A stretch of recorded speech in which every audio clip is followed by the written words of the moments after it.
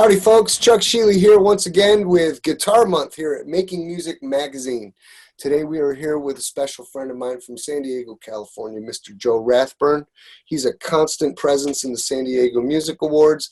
He's a constant presence at the San Diego Padres game, more than the organ guy. He's always outside as you show up to the home games for how many years, Joe? This will be my 18th season.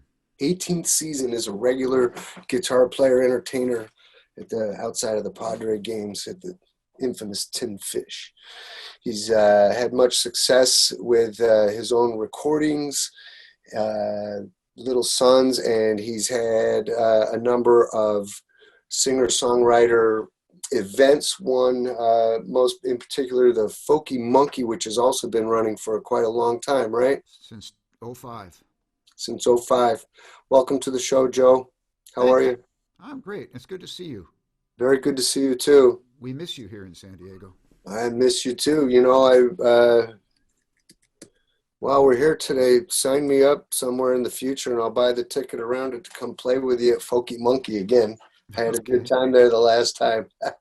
All right, man. It's been a while. Yeah. Yeah, it sure has. So you have a very in-depth career. And folks, when I say Joe is a musician, he is a real musician, one of the most tuneful, melodic playing guitar players you will find in this style of guitar. And so I am curious. I've known you as a pal across the music scene for a number of years now, but I don't know this aspect of you. How did you get started really in music? Well, I don't know if you want the full story, but briefly, um, there was music running in my family. My mother played piano, and my two brothers dabbled in music in school, and another sister played the accordion, and one of my brothers brought home a guitar, and that kind of got me interested in that instrument, and he was interested in the folk world of the late '50s, early '60s, as they say, the great folk scare of the early '60s, and so I started, touching his guitar whenever I could, and I get slapped for it from time to time, but he had the only 12 string in Flint, Michigan, and so I messed around with it, and that got me interested, and then in once I got to like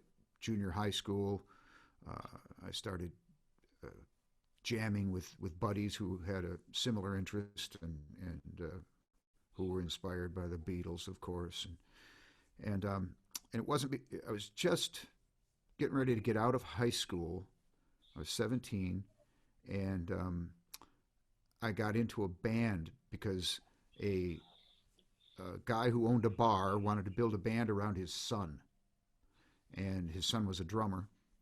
So he contacted some friends of mine, and they all kind of begged off because they didn't think that they were in the pro category, and then they contacted me, and I ended up playing bass in that band. And I at the time I was working at a pancake house as a busboy, and in one weekend at this bar playing in this band, I made more money than I made in a week as a busboy, and thus launched my career as a professional musician. And I never looked back. Cool. And, but just to add to that, folks like Simon and Garfunkel got me into listening to music seriously, and the guitar, acoustic guitar in particular. Mm-hmm. So they were kind of like my earliest influences. So that probably means that as you learn the guitar, you start to learn their songs and stuff, from the record and the books and things like that. Did you also take any formal lessons? One time in the dead of winter, in rural mid-Michigan, a frozen gentleman knocked on our door selling guitar lessons door to door. Really? Yeah, and we let him in the house, and he came in with a lap steel and a steel bar, and he taught me how to play Aloha Oi right there in our living room and signed us up for lessons. So I took probably when I was 8 years old, I took about 3 lessons at the local music store. He was selling the lessons for the local music store, and so I took about 3 lessons there, and then I quit. Once I discovered that you could get books with little drawings of chord shapes, and I all I had to do was put my fingers where the chord little dots were. I Yeah. said, "Who needs lessons?" You know. In retrospect, of course, I wish I'd gone on and taken a full music course, throughout high school and college and Hmm. et cetera, et cetera. But I didn't, and I'm self-taught pretty much. Interesting. I took a similar attitude when I saw the dots. I was Yeah, like, wow, there, yeah. that's what I need to know, Little and did we know that there was a little more than just placing your fingers on the fretboard. yeah, well, I always felt like I learned it backwards, I mean, I picked up the theory as I went along, as you play with. Well, my attitude was also always to be the second best guitar player in any band, so that I'd be learning from the good guy, Jimmy Earp and those guys, and Right, so. right. But yeah, that's interesting because you are far more eloquent as a guitar player than I am, and so like so when you learned how to play, I've heard you play Simon and Garfunkel since you're there. They got a wall in China. That song, Yeah, you play that very well.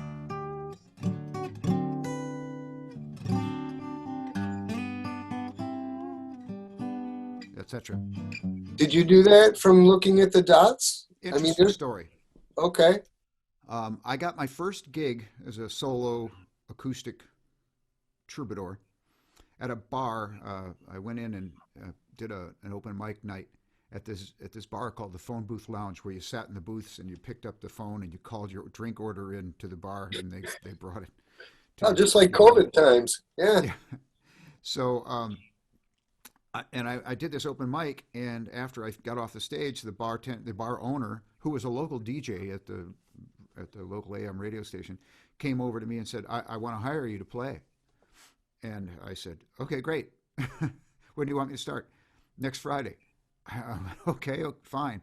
I knew about like 10 songs, and he wanted me to play for 4 hours, Yeah. and so there I was without a repertoire.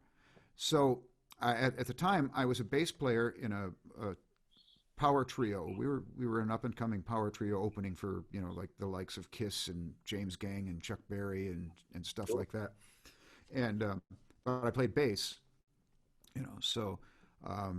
But our benefactor, somebody who did a lot for the band, bought our equipment and let us rehearse at his place and stuff like that, had this beautiful playroom with a beautiful stereo and a huge record collection, and he let me come in and work up my repertoire for this new gig I got. And I stayed at his house for about a week and a half, doing thousands of needle drops, learning songs. And that's one of the songs that I learned. So I just learned it through dropping the needle over and over Well, and mimicking what I heard. So I knew nothing about theory. All I knew was this is what this sounds like to me, and so I think my fingers go here, and so so your reading of the Christmas song is in the same place in my heart, in the same way. Is that the same method that when you learned that? yeah, it's all self-taught. I mean, it's Yeah. it's Wow. all it's all by ear. But Wow. as my career in life went on, of course, like you said, you pick up a little more theory here and there, and you learn things like Yeah. when you're listening to pick out songs by ear, what you listen for first is the bass note. So that the bass note's going to tell you what the name of the chord is. Uh, Sure. because you can have a B minor chord, and it might sound like a B minor chord to you, but if that bass note is on a G, suddenly you have a G major seven. So you have to think of the alternate bass notes and things like that as you're listening. Mhm. So it's a process, and you get there slowly but surely when you're not being hand fed it at a collegiate level. Well, that's no surprise actually to hear you say that. In the couple of occasions where I've had the privilege to play with you, I walked into it thinking two things: how am I going to keep up with this guy? And two, how is he going to be able to play my original songs on the fly? Because I just don't play standard blues forms. I shove I shove it around, and you played it right on it like we'd done it before. And when I walked off the stage, I had one thought, and like, man, that guy's a great freaking listener. And that's a beautiful thing. I think that's one of the most overlooked things for musicians who aren't Certainly really is. getting it. It's not so much about this as it is about this, That's a you know. fact. Listening Right. is the most important tool that a musician has. Mm-hmm. Mm-hmm. Using your ears to hear what's going on around you, and it's so tempting to just blow, but you can't just blow. You have to hear what's going on. If it's just yourself, well, that's another story. That is Sure. another aspect of being a solo performer. You get to thinking you're pretty good, and you got all the bases covered. Like whenever I would learn a song, any given cover song, pop song, I would try to make it sound as much like the record as I could. So I would go to great lengths to make sure that the voicings covered everything, like the bass and so the chords sounded full, and so I thought, and strummed all the strings all at once, to give myself a bigger sound. But then when I started playing with others, I started realizing that, man, when you're playing the blues, you shouldn't be just going,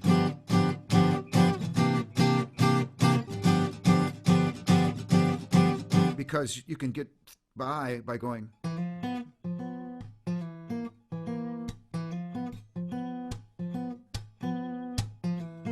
just two notes.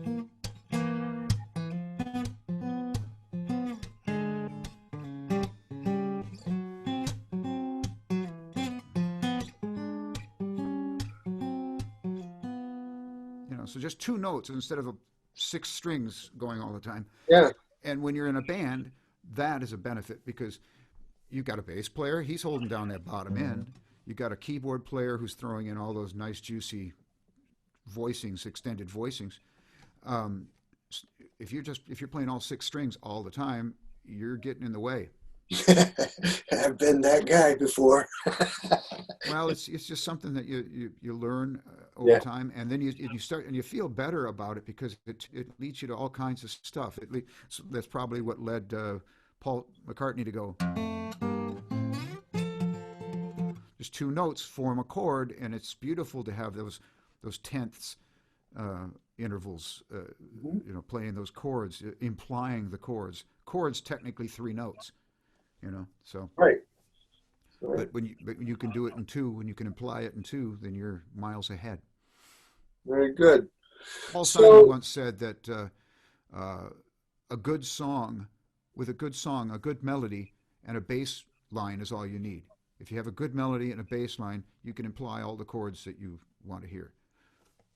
yeah, that's true. We kind of screw around with that idea in one of the bands I'm playing with. I haven't heard that quote, but that's kind of what we're doing. Interesting. That's true. It's Yeah, a cool observation. Actually, I consider that like, in painting or in art, they have painting, which is an additive approach. And then there's sculpture where you start out with everything and then you take away to reveal only what is necessary to reveal the result, yeah. correct? And Hmm. so when you talk about that idea, the melody against the bass line telling the whole thing, that's to me is the sonic equivalent of sculpture. Whereas everybody just putting everything in it is more, everybody starts adding. That's usually the first temptation in the group is everybody starts adding. Yeah. So, yeah, interesting. Boy, that could be a whole conversation in itself. Oh, yeah. That's the beauty of music, isn't it? That Yeah. there's always something to learn. There's always somewhere to go. Like now we're living in the age of the Jacob Colliers, and that's that's a whole other universe to delve into, you know, and we're barely scratching the surface on the one we're in. So it's cool that there are so many micro levels throughout the music world. Right. So, as you know, we have a very educational posture here at Making Music Magazine. And for the benefit of our viewers who are watching today, we'd like to ask you, drum roll please, this is the part of the show where we do the 2-minute tip with Joe Rathburn. Joe, what do you got for everybody? 2-minute tip. Hi, everybody. The folks we've been talking to right along. My 2-minute tip is going to be about using two capos at once. Capos, you say? I know that there are some purists out there who say capos are cheating. That may be true. But when you're a solo entertainer like I am, and you want to have some voicings that you just can't really get on the acoustic guitar or on a 6-string guitar, you sometimes rely on a capo. And with two capos, your voicings can be even more elaborate. So here, for instance, put my capo. By the way, my guitar, for those of you playing along at home, is tuned down a whole step. I do that for my vocal range. But so normally you put your capo, or for me, I put my capo on the 2nd fret to bring me up to concert pitch. You don't have to do that. Just take your capo off and you'll be in the same place that I am. But for right now, imagine that my capo's at concert pitch. That's my nut. So that's an E chord. Now, I take this little capo here. This particular one's made by Schiele, and I'll hold it up close to the camera there. You can see that it's kind of short, that little rubber thing on it. That only covers 3 strings. So you've probably done this. Okay, so I've just tuned my low E string down to a D, giving me a drop D tuning. Well, that's great, but you don't always want to take the time to do that.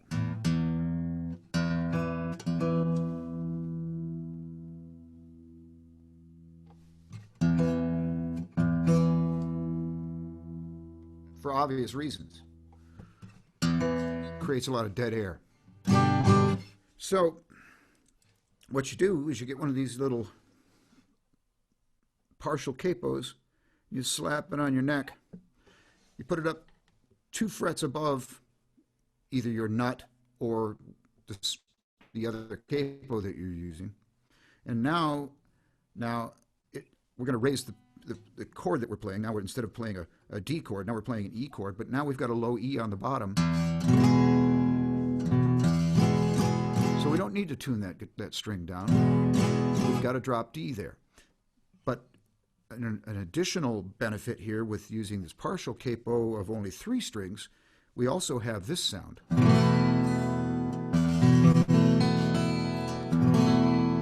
It's kind of a suspended 4th chord, or suspended 4th, yeah. Dadgad. Now this isn't Dadgad because in Dadgad you don't have this capo on there, but you still have this tuning. But with the capo, you can play all the familiar chord shapes. Here's a D chord, a G chord, a C chord. But you hear something different about that C chord. Now you've got that open E string on there, giving you kind of a nice suspension. So, and then if you didn't play the E string and the B string, and you played a G chord, you'd have this instead of E. So basically what I'm telling you is that by using this partial capo, and in particular a 3-string capo, I also have a 5-string partial capo, which gives you the drop D.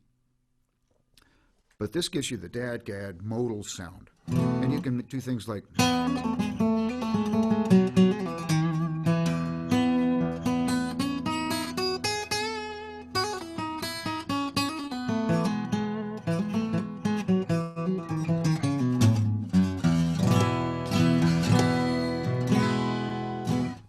So, it's probably been well over 2 minutes, But it's just a little tip um, uh, with regards to giving your writing.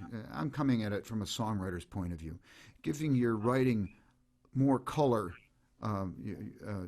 your chords more texture, all without really doing much more than you already know. But my advice, my tip to you, buy one of these partial capos and mess with it, play with it, experiment. It's like back in the 80s, I used to sit down at a MIDI keyboard and just go through all the different patches on the MIDI keyboard, and each patch would immediately start me writing another song just because of the sound of the patch. It just gave me that inspiration I needed to reach into my brain and pull out something new. And that's what this thing will do. Now I just put it at 1, 2, 3, 4, 5 frets above my nut.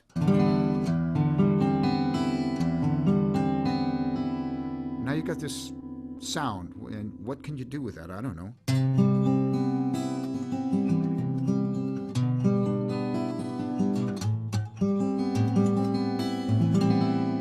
Now you've got all these voicings that you didn't have before, using the same chord shapes that you're used to. Oh, you have to fret behind the capo sometimes, like if you want to play an E shape, you know.